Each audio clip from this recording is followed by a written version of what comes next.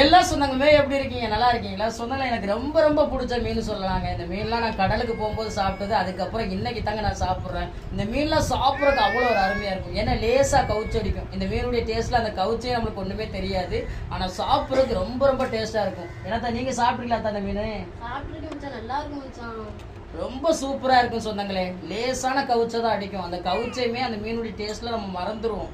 அந்த அளவுக்கு இந்த மீனுடைய டேஸ்ட் நல்லா இருக்கும். குழம்பு வச்சு கொடுத்துருக்காங்க, பொரிச்சும் கொடுத்துருக்காங்க. இன்னைக்கு குடும்பத்தோட ஒரு புடி தான். என்னத்தா ஒரு புடி பிடிச்சிடலாமா? இன்னும் ஒரு மாதிரியா இருக்க ஏன்?